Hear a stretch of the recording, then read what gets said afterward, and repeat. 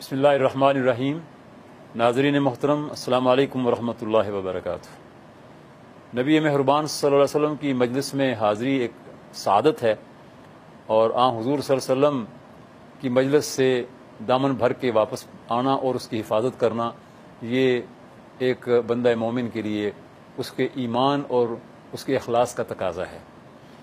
حضرت ابو ہریرہ رضی اللہ تعالیٰ عنہ اصحاب صفہ میں سے ہیں، اور یہ وہ صحابی ہیں جنہوں نے سب سے زیادہ احادیث حضور سے روایت کی، یعنی 5400 کے لگ بھگ ان کی بیان کردہ روایت کردہ احادیث ہیں۔ اور اللہ تعالیٰ نے ان کو یہ اعزاز اس طرح بخشا کہ وہ خود کہتے ہیں کہ میں حضور کی زبان سے کچھ سنتا تھا تو کچھ حصہ یاد رہ جاتا تھا اور کچھ چیزیں بھول جاتا تھا۔ میں ایک دن پریشان تھا، حضور صلی اللہ علیہ وسلم تشریف لائے اور آپ نے کہا کہ ابو ہریرہ کیوں حیران ہو، کیوں پریشان ہو؟ تو میں نے اپنی مشکل بیان کی، تو حضور نے فرمایا اپنی چادر پھیلاؤ۔ میں نے چادر پھیلا دی، تو حضور تشریف فرما ہوئے، اور اس کے بعد آپ نے دعا کی، دیر تک دعا کرتے رہے، اور اللہ تعالیٰ سے یہ دعا کی کہ ابو ہریرہ حضور کی زبان سے جو کچھ بھی سن لے اللہ اس کے دل میں محفوظ کر دے۔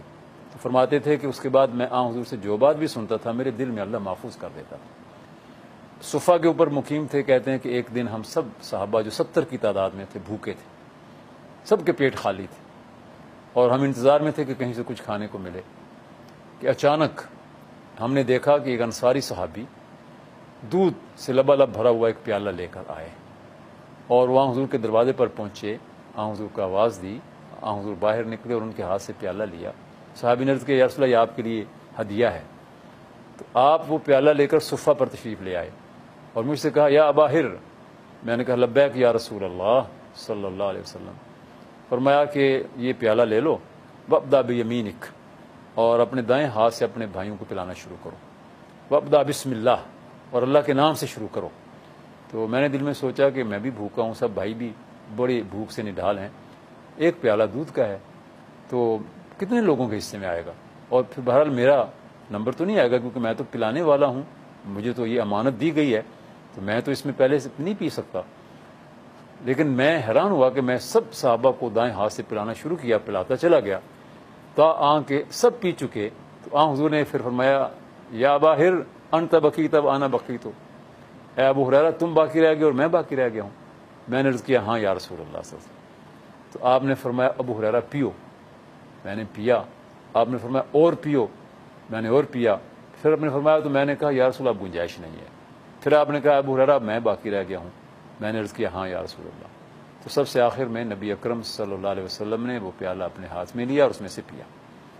ابو ہریرہ یہ واقعہ بیان کیا کرتے تھے اور ایک عجیب کیفیت ان پر طاری ہو جایا کرتی تھی۔ بعد کے زمانے میں اللہ نے فراخی دی، بہت زیادہ دولت و ثروت آنا شروع ہوئی، ایک فلاحی ریاست خلفائے راشدین کے دور میں بن گئی۔ ابو ہریرہ رضی اللہ تعالیٰ عنہ کو گورنر بنا دیا گیا، لیکن اس درویش خدا مست کا یہ عالم تھا کہ گورنری کے زمانے میں بھی، گورنر ہاؤس میں بھی ان کے پاس جو سامان تھا وہ اتنا محدود تھا کہ چند ایک برتن تھے، ایک دو چادریں تھیں، دو جوڑے کپڑے کے تھے اور ایک جائے نماز تھا، بس اس کے علاوہ کچھ بھی نہیں تھا۔ اور پھر حضرت امیر المومنین عمر بن خطاب رضی اللہ تعالیٰ عنہ سے درخواست کی کہ امیر المومنین مجھے گورنری میں کوئی مزہ نہیں آتا، اب مجھے اجازت دیں کہ میں حدیث کی خدمت کروں، میں حضور صلی اللہ علیہ وسلم کے فرمودات لوگوں تک پہنچاؤں۔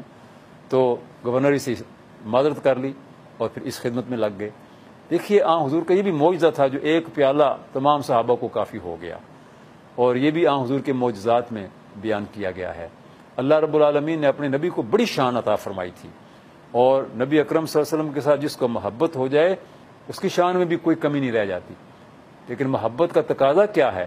محبت کا تقاضا اتباع ہے، اطاعت ہے۔ ہم محبت کے دعوے بہت کرتے ہیں، لیکن حضور کے نقش پا پہ چلنے کی کوشش ہم سے نہیں ہو پاتی، پر اس کی کوشش کرنی ہے، اس کی طرف متوجہ ہونا ہے۔ یہی اگر آج کا درس ہم اپنے دلوں میں بٹھا لیں اور عہد کر لیں کہ حضور سے ہماری جو محبت ہے تو حضور کے ہر حکم پر عمل کرنا ہے، تو ہماری زندگی دنیا کے اندر بھی سنور جائے اور آخرت میں بھی کامیابی یقینی ہو جائے۔ اللہ تعالیٰ ہمیں اس قابل بنا دے۔